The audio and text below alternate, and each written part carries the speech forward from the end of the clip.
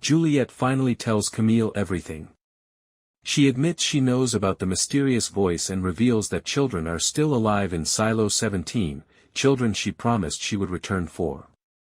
Camille immediately warns that bringing them back would be far too dangerous.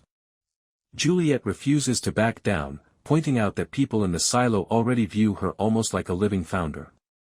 If she openly defied the authorities and jumped the rails, she believes many residents would follow her. She challenges Camille to consider just how far that loyalty might go. Instead of arguing further, Juliet suggests letting the algorithm make the decision. However, Camille doesn't yet know Juliet's real objective. She wants to discover exactly where the safeguard pipe is located in Silo 17 so they can block their own pipe before it is ever activated. Juliet and Camille enter the vault together, where Juliet makes her case directly to the algorithm. She argues that someone has to rescue the children in Silo 17 because otherwise they will eventually die. The algorithm rejects her request, warning that either choice, Juliet leaving or the children returning, could create catastrophic risks for the entire silo. Juliet keeps pleading, unwilling to accept the answer. Camille eventually tells her that the discussion is finished and that they should leave. Just before they go, Juliet turns back and suggests a compromise. She offers to take the memory-suppressing drugs again and says the children could also be given the same treatment once they arrive. The algorithm remains silent for several tense moments before finally asking one question: how many children are there? After Juliet is gone, the algorithm reveals the truth to Camille. The entire situation has been manipulated from the beginning. Lucas and Kennedy were never genuinely intended to make it to Silo 17, and whether the children are still alive is essentially irrelevant. The real problem is that Juliet has recovered her memories, making her dangerous. The proposed rescue mission is simply a convenient way to deal with her. The algorithm orders Camille to immediately introduce vitamin D+ into the water supply. Its reasoning is simple: if everyone in the silo forgets Juliet and her importance, she will no longer be capable of inspiring resistance. Daniel and Helen finally leave the van and discover that they've been brought to a highly classified hangar. Waiting for them is Senator Thurman, played by Laura Innes. Given her apparent connection to the central antagonist from Hugh Howey's books, the situation becomes instantly suspicious when she greets them and casually asks whether they would like to help save the world. Knox and Shirley share a much more personal moment. Shirley wants the two of them to volunteer for the Silo 17 expedition because engineers are needed. During the conversation, they reveal that Shirley is pregnant, making the dangers of the mission even more frightening. Camille's personal life is falling apart as well. Anthony has been caught stealing credits from his teacher and then lying about it. Camille becomes furious when Sims attempts to handle the situation through his authority instead of actually taking responsibility as a father.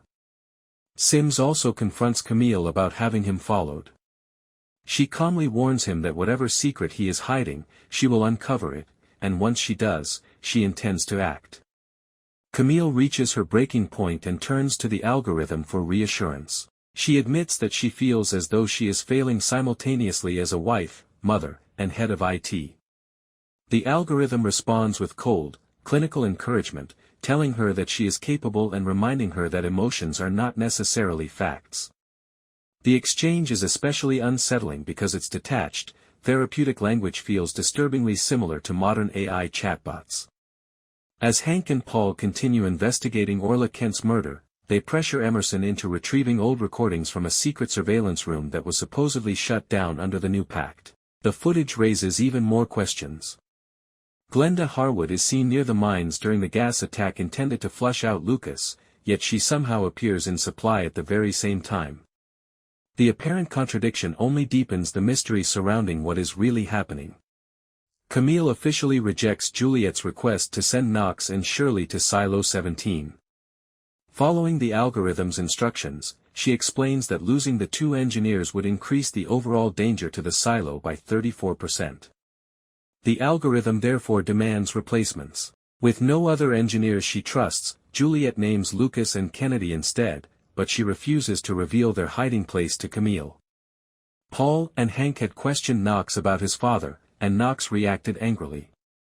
He accused Paul of using his badge as a shield and dismissed the authority behind it. Hank eventually intervened before the confrontation became physical. Later, Knox explains the reason for his anger to Shirley.